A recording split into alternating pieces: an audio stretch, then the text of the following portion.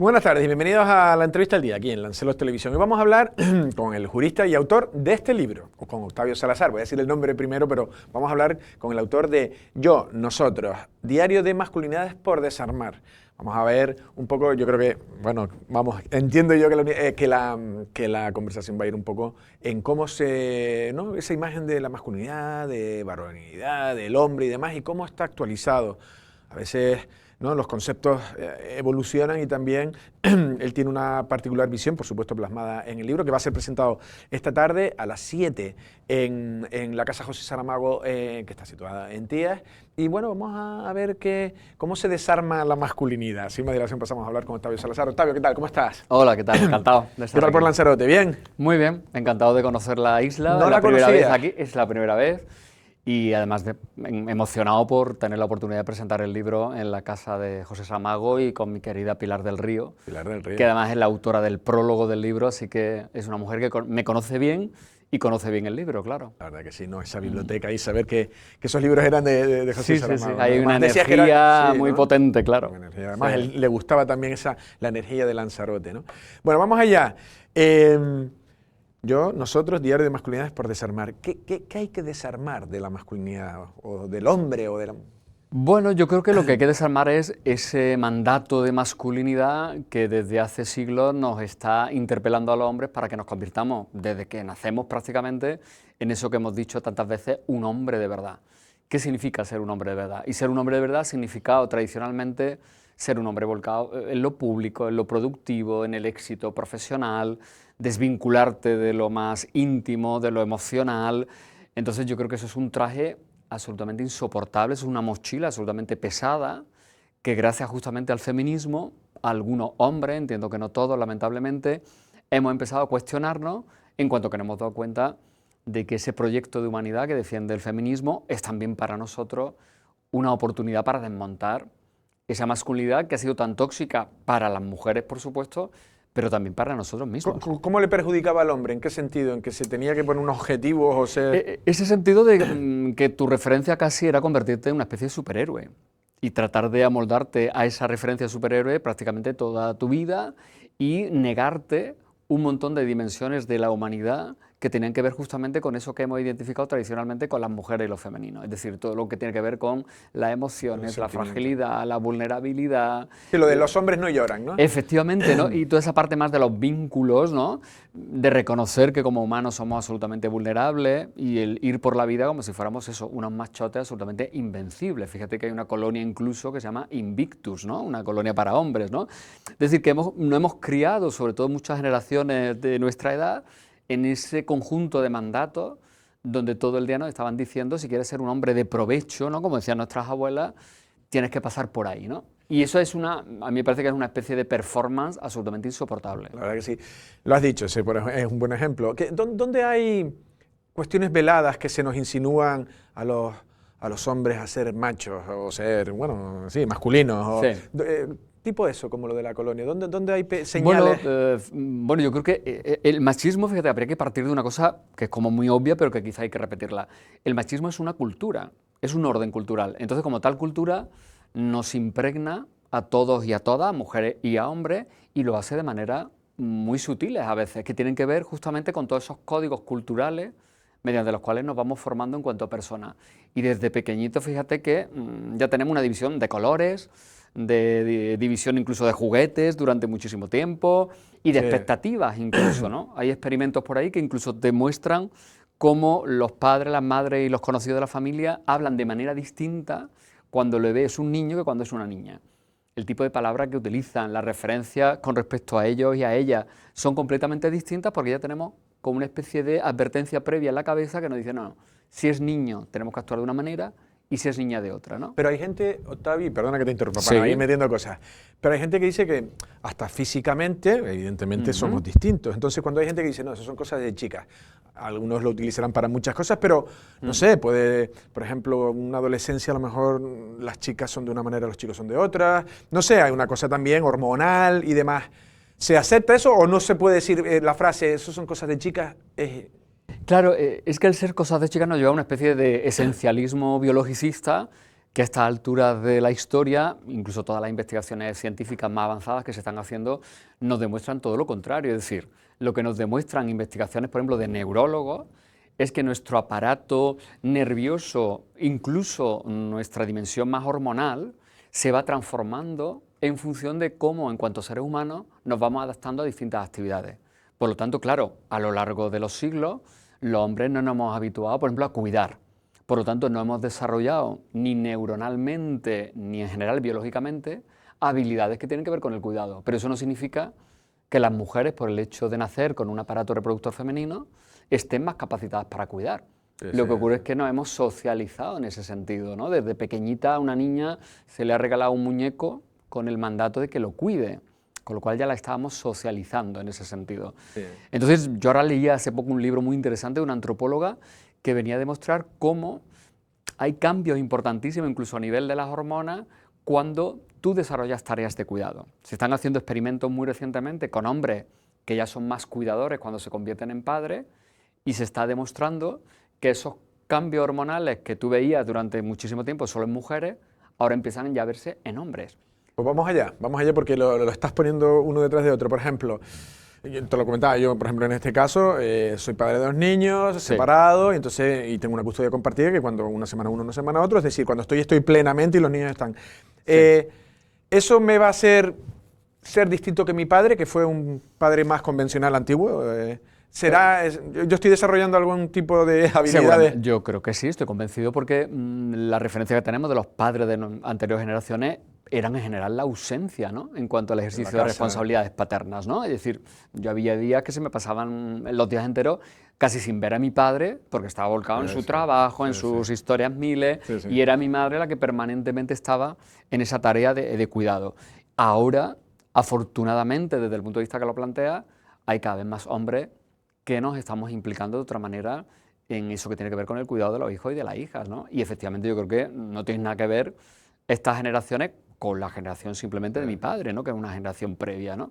Y yo creo que eso está dando ya lugar a transformaciones tremendamente positivas para nosotros mismos y para la sociedad, ¿no? Cuando se habla mucho de los permisos de paternidad, ¿no?, para los padres también, no es simplemente que sea una cuestión legal de igualar derechos, es que yo creo que también es una herramienta para que los hombres vayamos asumiendo que parte de nuestro tiempo tiene que dedicarse al cuidado de otro. Claro. Algo que no ha estado en nuestro esquema mental nunca, porque el tiempo nuestro ha sido tiempo para nosotros, para nuestros proyectos. Y ahora el tiempo, como tú cuando cuidas a tu hijo, ya se proyecta en otras personas, ¿no? Y lo va a ser de por vida, porque aunque tus hijos sean mayores, vas a tener siempre esa perspectiva de estar pendiente de ellos, de cuidarlos, ¿no? Entonces yo creo que eso es una transformación enormemente positiva, claro. No, yo creo que vamos a ser hombres muy distintos simplemente por ese aprendizaje diverso de la paternidad. No, y que decía antes la frase de antigua, ¿no?, de que los hombres no lloran. Cuando tienes niños lloras un montón. No sé si ya empieza un cambio allí. Ya. Claro, fíjate que yo siempre lo cuento porque me parece que es una anécdota que refleja muy bien eso que me planteaba. Yo tengo muy presente el cambio que experimenta mi padre cuando se convierte en abuelo, cuando nació mi hijo, porque claro, yo vi desarrollar en él una dimensión emocional que yo antes no la había visto o no había sido consciente. Es decir, porque mi padre era muy del patrón tradicional, de no expresar sentimientos, de mantenerse en esa especie de control, ¿no?, emocional que tenemos los tíos.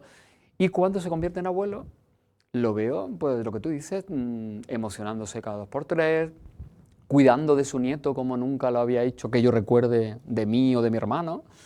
Entonces yo creo que ahí se activan pues toda una serie, incluso diría, de cambios hormonales, ¿no? Se dice, ¿no?, los expertos dicen que incluso cuando cuidamos es la oxitocina la que se pone en funcionamiento porque te genera una sensación de bienestar y de placer. Aunque a veces de estrés también, ¿no?, el hacerte cargo de un menor. Pero, y al mismo tiempo se reducen los niveles de testosterona, que en muchas ocasiones se aludió a la testosterona como un elemento de esa masculinidad agresiva.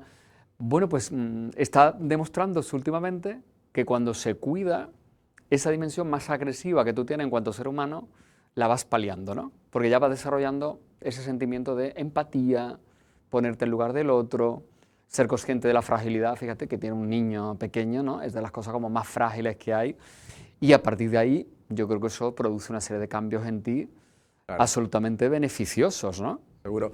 De hecho, Yo creo que, no sé, o para que tú lo valores también, las nuevas generaciones, ¿por dónde crees que van a ir? Digo que sí se está evolucionando correctamente. Lo digo porque es verdad que en una parte de la sociedad entiendo que ya empiezan a ver en que los casos de padres separados, mujeres que ganan más que los maridos, no solo trabajan, sino que ganan más que sus exparejas, y a su vez venga un padre fregando lo que haya que fregar, y no sé Claro. si, ¿cómo van a salir las generaciones, por ejemplo, digamos, de nuestros hijos? Hombre, el escenario ideal, ¿no?, en el que nos sitúa todo eso que tú dices sería justamente que hemos llegado a un nivel de corresponsabilidad y que por lo tanto un niño o una niña va a ver en su entorno familiar más directo que ya no hay un reparto de roles tan rígido como lo había en otras generaciones y que por lo tanto tareas de limpieza, de intendencia doméstica, de lo que significa cuidar, no van a ser ya exclusivamente femeninas, ¿no?, sino que también van a ver a hombres implicándose en ellas. Pero yo creo que todavía ahí, y todos los trabajos de investigación en ese sentido lo demuestran, estamos en ese camino, pero todavía queda mucho camino por recorrer, sobre todo porque hay una cuestión básica que es cómo organizamos el tiempo, qué tiempo tenemos en nuestras vidas cotidianas para compatibilizar el trabajo, la profesión con la vida, tenga hijos o no los tenga, y yo creo que ahí el sistema económico, el sistema productivo no favorece que tú puedas tener una vida también dedicada al cuidado, y yo creo que ahí en esa tesitura mayoritariamente son mujeres las que más la sufren todavía hoy. Y luego hay un término que utilizan algunas expertas que hablan de la conciencia parental, ¿no?, que cuando hablan de la conciencia parental se refieren a esa idea de pensar en el trabajo de cuidado como una tarea también mental, que implica organizar los cuidados, ¿no? Organizar todo lo que tiene que ver con la casa, con la intendencia, con lo que se come cada día, claro, con lo que hay que comprar, ¿no? Es decir, la clave, por tanto, estaría en que los hombres no solamente fuéramos muy diligentes al supermercado con una lista para comprar lo que se necesita en la casa, cuando esa lista habitualmente la han hecho y la han pensado las mujeres, ¿no? Es decir, que fuéramos también nosotros los que tuviéramos la responsabilidad de pensar qué hay que comprar, ¿no? Sí, y que por lo sí. tanto qué hay que poner en la lista. Yo creo que ahí Hay todavía queda camino por recorrer, ¿eh? Vale. Sí. Se puede decir que, porque estamos hablando de masculinidad y de machismo, vamos a decirlo así Sí. mismo, entonces, el machismo tiene, por ejemplo, se detecta más en determinados estratos de la sociedad, digamos por niveles económicos, niveles académicos. No necesariamente, ¿No? fíjate, fíjate que cuando hablamos, por ejemplo, de la violencia machista, el único elemento en común que tienen todos los sujetos responsables de ese tipo de violencia es que son hombres, pero ahí tienes tipos de todas las edades, de todas las generaciones, de todas las clases sociales, de todos los estamentos, de todos los niveles académicos. Es decir, ¿Sí? no hay un No, elemento... No, en el caso, pues yo habría dicho que no. no, en los estudios sobre violencia de género te dejan claro que la ¿Sí? violencia se reproduce en contextos incluso de niveles muy acomodados, de gente con prestigio profesional, es decir, que no es una cuestión de nivel académico. No. Lógicamente yo entiendo que cuanto más posibilidades tienes en un entorno familiar de apertura, ¿no?, a esa pluralidad que podemos identificar con la democracia, con valores de la diversidad, pues quizás ahí se den unos condicionantes más favorables a desmontar el machismo, ¿no? Pero no necesariamente, es decir, yo No. tengo en mi entorno universitario de tipos hiper preparados y competentes y absolutamente machistas e impresentablemente machistas, por lo tanto, no es una cuestión de nivel académico ni de nivel Pues profesional. lo suspende. No, totalmente suspensos en machismo seguro, No, claro. la verdad que sí. No, yo lo digo porque, por ejemplo, no sé si un jueces, abogados, o no sé, Sí. economistas, tal. Por ejemplo, un trabajador de la construcción, que antes había que echarle un piropo y un silbido a una chica. Ya. Entiendo que era antes. Claro. No sé si ahí hay que desarmar un poquito con más ahínco. Yo creo que hay que desarmarlo, es decir, con distintos niveles, con distintas intensidades, pero en todos los espacios, ¿no? Porque claro, un obrero de la construcción, como tú dices, seguramente estaba habituado a lanzar un piropo a la que pasaba por la calle porque estaba normalizado, pero también un catedrático de universidad tenía absolutamente normalizado que podía desplegar, ¿no?, su capacidad poder, erótica sí, de poder, sí, ¿no?, sí. para conseguir determinados favores sexuales de una alumna o de una becaria. Eso Es se está decir, viendo ahora en determinadas claro, las entonces noticias. yo creo que ahí son distintos niveles que tienen mucho que ver con esos espacios donde en lo que coinciden tanto el espacio del obrero como el espacio del profesor universitario es que hay una relación de poder, ¿no?, una relación jerárquica, ¿no?, y que no están todos en el mismo nivel de oportunidades. Y donde hay uno, el hombre, que se cree con derecho a incluso invadir ese espacio de intimidad o de personalidad que es el físico, el cuerpo o la imagen de una mujer. Vale, luego hablaremos de esto porque es muy interesante. Tenía aquí, entre otras muchas preguntas, el tema de que incluso antes, no sé si el papel machista de las madres también, ¿no? Claro, fíjate, eso es algo muy recurrente, ¿no? Cuando yo hago talleres, cursos sobre este tema, aparece siempre una pregunta de esa índole. Y vuelvo a lo que decía hace un momento, es que el machismo es una cultura que nos impregna a todos y a todas. Y claro que también hay mujeres educadas en el machismo, claro, y que le han dicho insistentemente que su rol es un rol determinado y que tienen que cumplir, por ejemplo, con el papel de perfecta esposa o madre, y que incluso todavía hoy las mujeres sienten a veces hasta con culpa que no están cumpliendo con el papel, por ejemplo, de madre, si tienen una dedicación profesional que les exige estar mucho más al pie del cañón desde el punto de vista de su trabajo, ¿no? Entonces, claro que hay madres machistas como hay padres machistas, pero claro, fíjate que esa interpelación a las madres supone poner siempre el peso de la educación de los hijos en ellas, ¿no?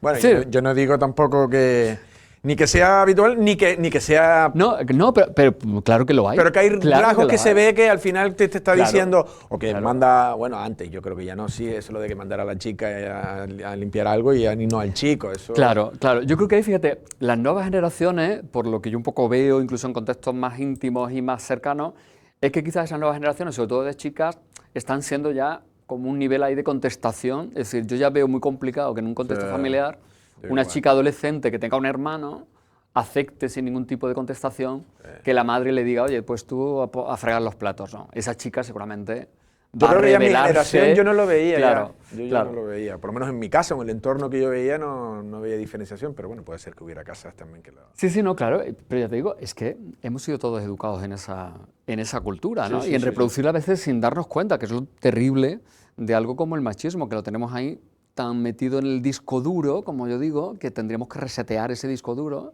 de manera muy radical para despojarnos de esos comportamientos, porque incluso yo que tengo conciencia feminista, pues también con frecuencia me descubro teniendo comportamientos machistas, claro, o equivocándome, o lanzando un comentario muy sexista, o en una reunión de trabajo adoptando una posición ahí como de poder, que luego cuando la medito digo, uff, creo que aquí no lo he hecho bien, ¿no? Es decir, que cuando hablamos del feminismo deberíamos también tener claro, y los hombres deberían tener claro, que esto es un proceso de transformación progresivo y que aquí no hay una píldora que te la tomes como en Matrix y al día siguiente ya te despiertes siendo feminista, ¿no? Esto es un proceso en el que seguramente vas a recaer y vas a equivocarte un montón de veces e incluso vas a tener que pedir perdón un montón de veces, cosa que tampoco los hombres parece que estamos acostumbrados a hacer. Oye, pedir disculpas cuando has dañado a alguien has hecho algo o cuando te has equivocado. Efectivamente. No sé si es muy difícil titular así, pero ¿es España un país machista? ¿Somos machistas? Bueno, fíjate, venimos de un lugar donde, fíjate, Franco decía que España era una nación viril. Fíjate, los arquetipos simbólicos y culturales que fundamentalmente durante el franquismo se articularon en este país en torno a esa imagen muy de la masculinidad, del heroísmo, ¿no? Del hombre viril, ¿no? Que dejaba incluso su vida por la patria, ¿no? Entonces, claro, venimos de ahí. Y aunque llevamos ya casi 50 años de Constitución, seguimos todavía ahí con muchas rémoras, ¿no? De un pasado que es muy reciente en nuestro caso, ¿no? Entonces, claro, yo soy optimista en el sentido que claro que hemos avanzado significativamente, ¿no? A raíz de la Constitución española, de las últimas décadas, donde, por ejemplo, jurídicamente se han hecho cambios importantísimos en nuestro país desde el punto de vista de las leyes de igualdad, de lo que ha dicho el Tribunal Constitucional. Otra cosa es que la cultura, las costumbres, los hábitos hayan cambiado a la velocidad que algunos desearíamos que cambiaran. Quizás eso ha ido más lento porque esto no es un progreso permanente, sino que también hay momentos de regresión. Esto como a veces como la yenca, ¿no? Un pasito para adelante y otro pasito para atrás, lamentablemente, ¿no? Vale, estamos llegando a recta final, va yendo muy rápido y tengo muchas preguntas, pero sobre todo dos o tres para ya ir terminando. En primer lugar, sé que eres un amante del cine, yo también, me has dicho que incluso has abordado porque lo tenía pensado, hay series ahora machos alfa, hay una serie de cosas que se están tratando. Entonces, en primer lugar, ¿cómo ves tú cómo trata el cine? Vamos a poner el actual, ¿vale? No en toda la evolución, porque sé que lo podrías hablar de toda la evolución, pero ¿cómo está tratando? Y luego, por ejemplo, eso sí, ¿la comedia sirve para enseñar o puede ser algo que dice, esto es serio y no se puede hacer comedia? Bueno, yo creo que el cambio más importante que está habiendo, por fijarnos solamente en el contexto de nuestro país, es sin duda que en estos años recientes se hayan ido incorporando sobre todo mujeres, no solamente a la dirección, sino incluso también a la producción. Es decir, hay mujeres muy potentes que son las que están poniendo el dinero y arriesgando por contar determinadas cosas en la pantalla, y donde estamos encontrando otros relatos sobre la familia, sobre las relaciones amorosas, sobre la sexualidad y por lo tanto también sobre nosotros, claro. Ahí tenés, no sé, la reciente serie Querer de Adaula Ruiz de Azúa, donde aparece esa violencia en el contexto de un matrimonio y donde hay un retrato tanto del marido, del padre, como de los dos hijos que son varones, y de cómo reacciona, ¿no?, frente a la situación que denuncia la madre, que a mí me parece un retrato perfecto de muy real, justamente de qué pasa, ¿no?, en muchos contextos familiares, ¿no? Entonces yo creo que estamos en un momento, a mí me parece especialmente interesante, justamente por esas aportaciones que hasta hace nada no las veíamos en el cine. Y claro, el cine tiene la capacidad de construir imaginarios colectivos, claro, y de ser un espejo también de dónde estamos, de cómo somos. Y claro, yo creo que lo más difícil que hay en el mundo del cine de hacer bien es una comedia, ¿no? A diferencia de lo que a veces se piensa, ¿no?, que está siempre como minusvalorada. Yo creo que hacer una comedia redonda es muy complicado y creo que cualquier tema se puede tratar a través también de la comedia, siempre que haya ahí unos guionistas ¿no?, que sean serio, potentes y yo serios. Desde que vi 8 apellidos vascos, digo, ya se puede hacer comedia, estamos preparados para ver... Claro, y sobre todo porque es el momento en el que tenemos que ser conscientes de que uno de los mayores elementos democráticos que tenemos no valorados a menudo es esa capacidad de ser críticos con nosotros mismos, ¿no? Claro. Y la comedia es una manera también divertida de ser críticos con nosotros mismos y de desmontar estereotipos y prejuicios, ¿no? Y muchos esquemas. Con la comedia se llega a todos lados. Últimas preguntas, y un poco de actualidad porque me interesa. No digo que políticamente tengas que hablar, pero sí el tema de lo que está pasando, lo dijiste antes, en la universidad, en este caso, tanto Errejón como Monedero, están en una situación, bueno, se le está cuestionando su forma. No sé si aquí qué componente hay, si hay un componente también de eso, de poder, de masculinidad, de machismo mal entendido, o por otro lado a lo mejor tenemos que esperar un poco a su presunción de inocencia, no sé cómo... Claro. Bueno, yo creo que hay como dos planos. Yo que soy jurista además, me interesa mucho distinguir esos dos planos. Uno es el plano estrictamente judicial, donde bueno, habrá que esperar a que en su caso se termine un juicio en el caso de Errejón, y en el de Monedero incluso que se abra algún tipo de juicio que todavía no hay ninguno abierto, y ahí se llegará con los elementos probatorios necesarios a una sentencia, ¿no? Pero luego, al margen de eso, es evidente que la sociedad ya ha planteado como mínimo un debate sobre el lugar de estos dos hombres, ¿no? Que claro, venían de contextos políticos donde la apuesta por la igualdad, por el feminismo, como cierta falsedad, era central, ¿no? Entonces yo creo que esto en definitiva debe servirnos no tanto para el linchamiento de estos sujetos, que a mí me parece que no transforma nada. Yo estoy muy en contra, ¿no?, de esos linchamientos públicos que a veces se hacen con estos tipos, o se ha hecho también recientemente con, no sé, Carla Sofía Gascón, ¿no?, la película de Emilia Pérez. Me parece que eso no es transformador, eso nos lleva a una dinámica absolutamente tóxica, ¿no? Yo creo que estos casos deberían servirnos para reflexionar sobre cómo, en realidad, cuando hablamos de machismo, lo decíamos hace un momento, estamos hablando de algo absolutamente transversal, que está en cualquiera de nosotros. Yo recuerdo que cuando pasó lo de Errejón, escribí un artículo que decía, dentro de mí hay una parte de Errejón, que a lo mejor no me ha llevado a ser un agresor o un depredador sexual, pero de alguna manera a lo largo de mi vida yo he reproducido comportamientos, pues puede ser que muy próximos o muy similares a los de Errejón. O incluso he guardado silencio cuando he tenido en mi entorno de amistades o de colegas a tipos que eran como presuntamente Errejón, ¿no? Entonces yo creo que la apelación debería ser a esa responsabilidad personal y colectiva que tenemos en que esto todo cambie, ¿no? Ahora, si nos quedamos simplemente en el linchamiento de hoy este fulanito y mañana puede ser otro, creo que eso nos está ayudando a transformar la realidad, ¿no? Sí, estoy completamente de acuerdo. Y ya en el último caso ya le ha dado un toque más Yolanda Díaz, diciendo eso de que le dijeron estás muy guapa o estás muy guapa y ya casi lo consideró, no sé cuáles fueron sus palabras, como también medio un acoso, un abuso, no me acuerdo exactamente. ¿Esto ya es rizar el rizo? Es decir...